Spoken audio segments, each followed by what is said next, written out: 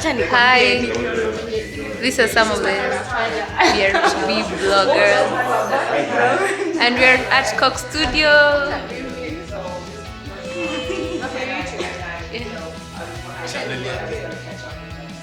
Grace, the fashionista, the fashion blogger. Wait, what's your blog name? Yeah, you should check it out. And a new Instagram page.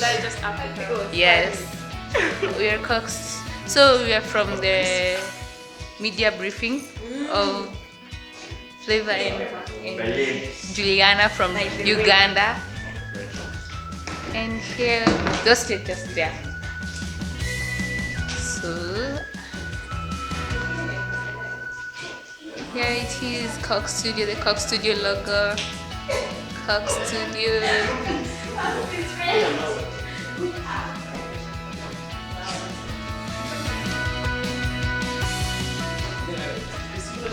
And Flavour was so funny.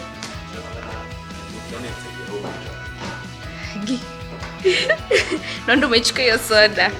Mimi nakunywa Said. I'm drinking Said, you're drinking Agi.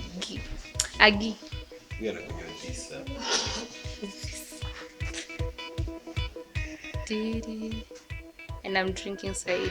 Coke. Coke for everyone. Coke is good.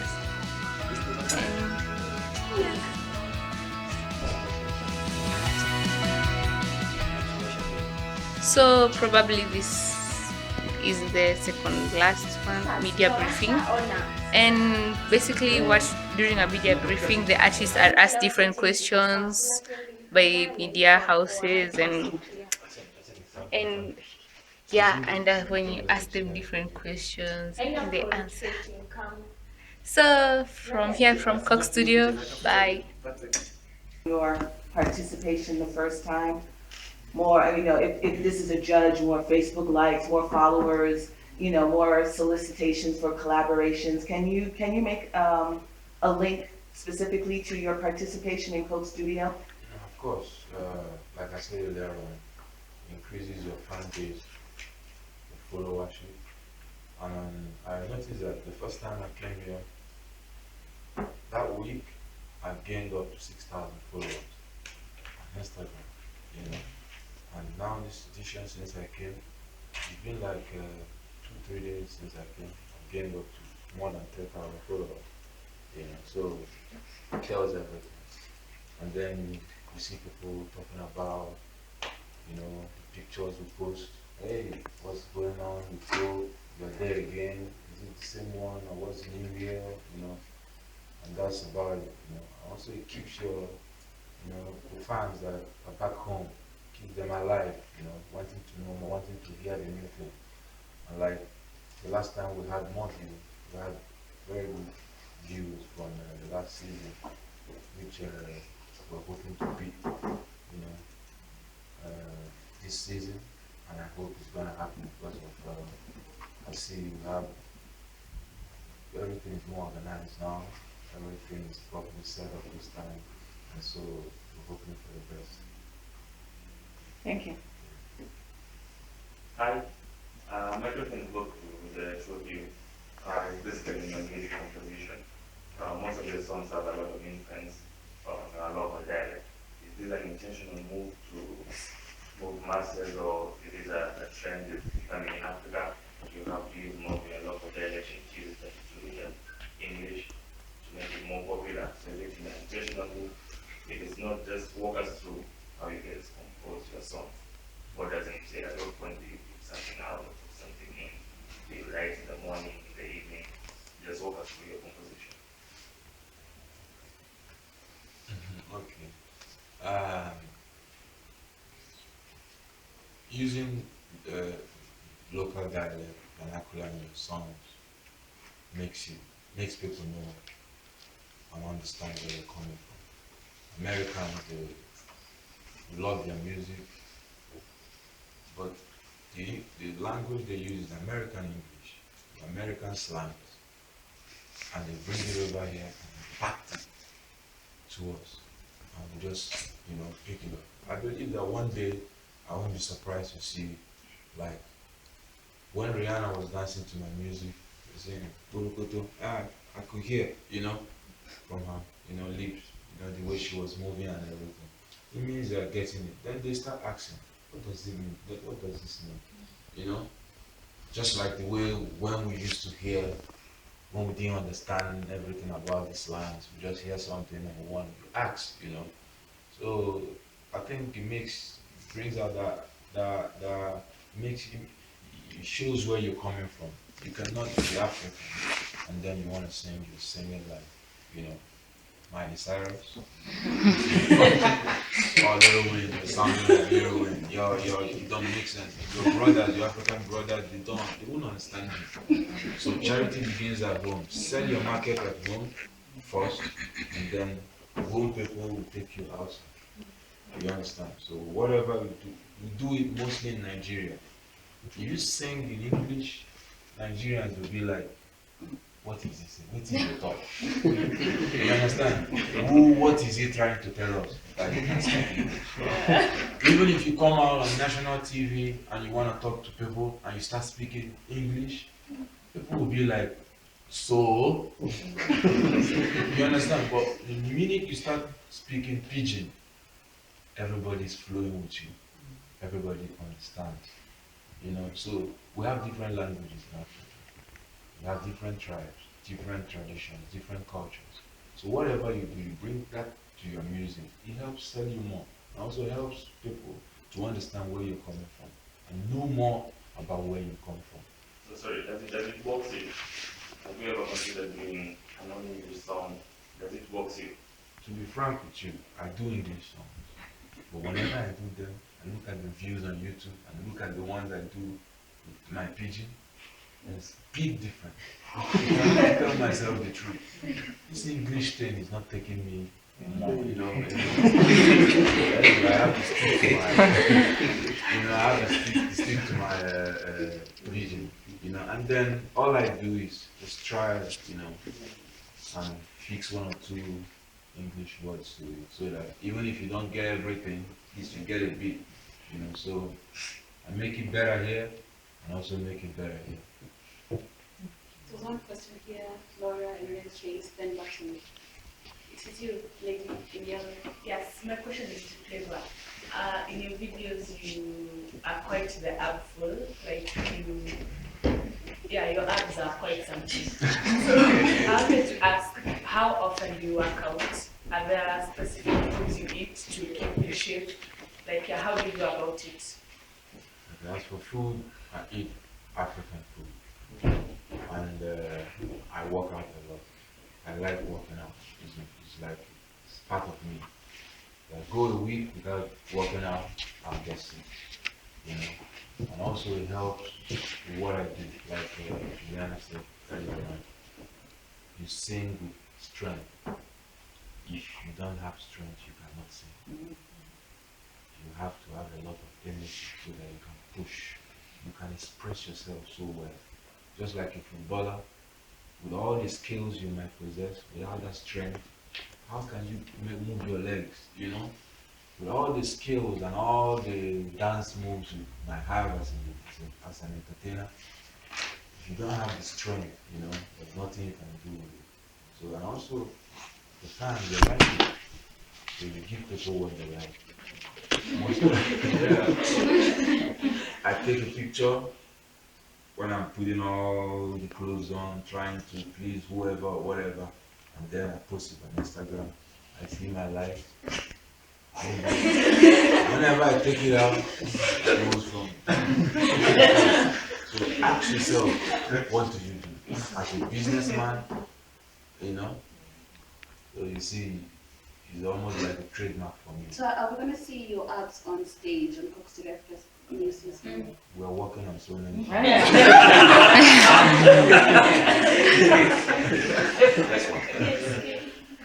So my question is to both of you. Tell me about your first time in Nairobi and then your most memorable experiences.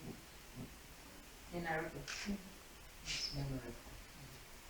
My first time in Nairobi was actually when I came to TPF. It was my very first time.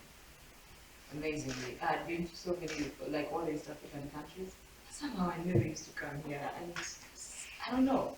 So finally, an opportunity presented itself, and I said, okay, finally I get to go to Kenya. And I was pleasantly surprised. I loved it. I loved the people. I loved how they welcomed me, which is something I don't take for granted at all.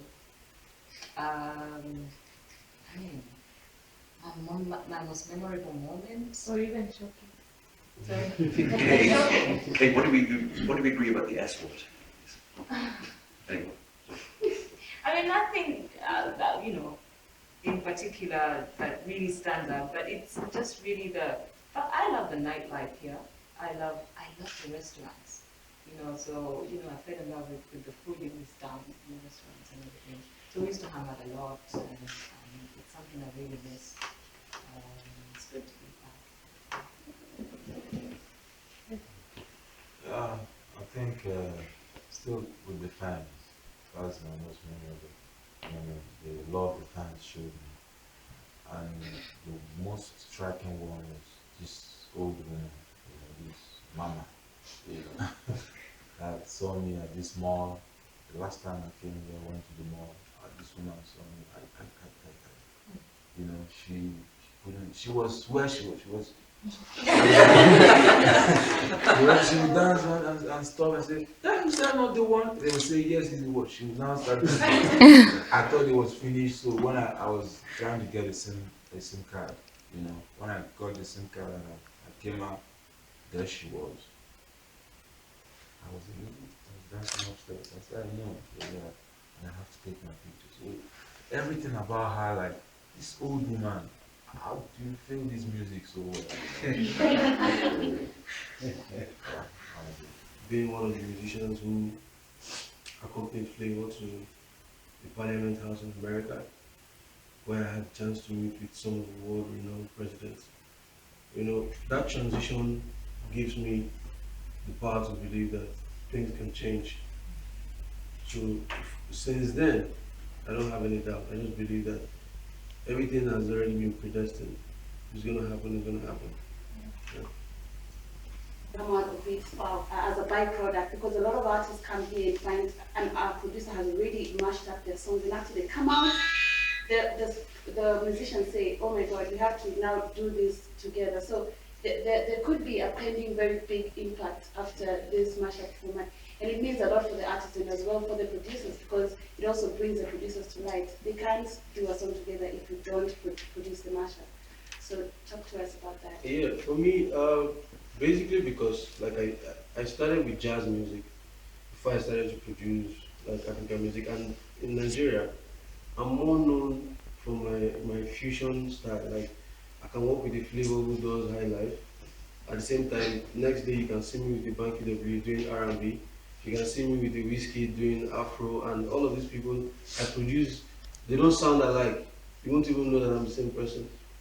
So, and another thing I would like to, bring up is the fact that, like I said last week, if Flavour is making his song, he doesn't think about Kenya. He thinks about his music, the way he feels it, and the way he grew up with it. And most likely his song is going to favor Nigeria. Same for Juliana. If she's doing a song, she doesn't think about us in Lagos. She just thinks about how she feels it and her people, which is Uganda. You see, but now Coke Studio gives you the ability for your minds to be open to other places. Now there's no limitation. So we can only create music for the whole. Now we are seeing Africa as our market, not just Kenya, not just Nigeria, not just Uganda. So the reason why I said it's easy is because for me as a musician, it's an opportunity for me to express things that has been in the cooler for years, things that I've had in my mind that I've not had the chance to express, probably because of my country or my own kind of people. Now it's open. I can do a song that has Flavour and Juliana, and then I can have like a South African person come between and say, because it's one Africa right now, so the music is together, it's one music. So it's easy for me. I don't think it's difficult, especially because they are also musicians. They do this every time. So yeah. So live performance on Coke Studio, what excites me about it is it brings about this whole new idea, of artists working together from different parts, and through that we learn a lot from each other because we all have different experiences, and that's what really excites me most about Coke Studio. In Africa, we have a lot of problems in Africa. We can never get it right now because we have a lot of years to learn and get civilized. So that affects everything, music, government, everything we do in Africa. So like you see, Coke Studio, we have to bring this thing to help, just like every other aspect of life. So I think Coke Studio is doing a great job and it's helping also our live performances because, like you said, if you're not a good performer, there's nothing to do. You just end up as a one-hit wonder. Live performance, yeah, it's a good one because most technology has actually made music very easy. So you find so many people just go into the studio, say trash, and just come out and song is a big song. But I think at the end of the day, the only way you can leave the music to live long is to perform the music properly. That's the reason why some artists, they can never get big because they cannot perform live, even though they can record it in the studio.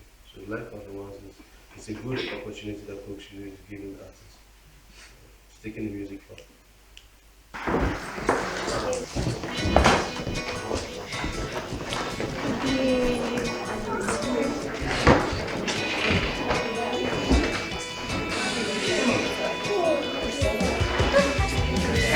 So these are some of the signatures of the artists who have appeared on Coke Studio. There's one from Maurice Kirwa, Miss KDK. I can see another one for Wangeshi and one boy from Elani brand, Elani, G2 Mozambique, and who else? Yeah, Da Silva, Enani Da Silva also from Mozambique. Camille, Lunchtime, and Irving. Lunchtime, and Ghost who is seated at the next table. Juliana, Flavour, and the beard, and some of the bloggers. I can see myself. It's on the main camera.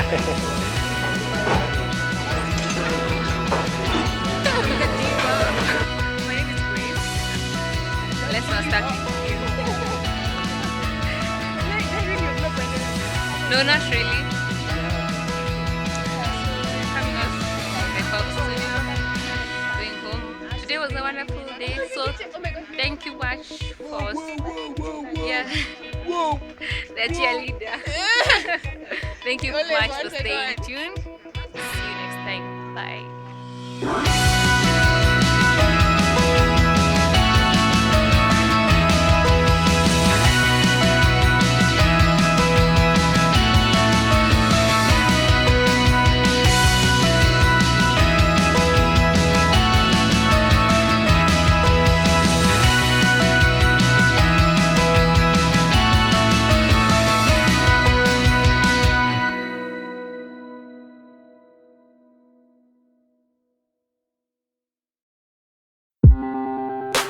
Hi guys. Let's read the notification.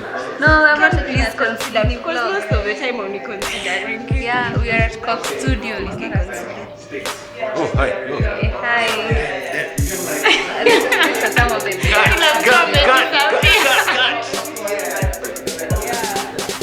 And this is another Coke Studio logo.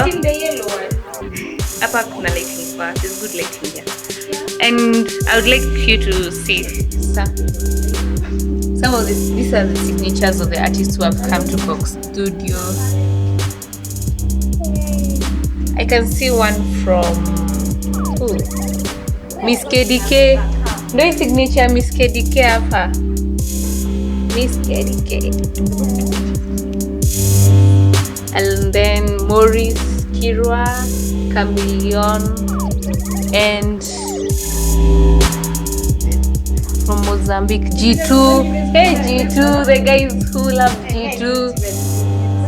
Wamboi Elani, Brian Elani, and yeah, and Wangeshi.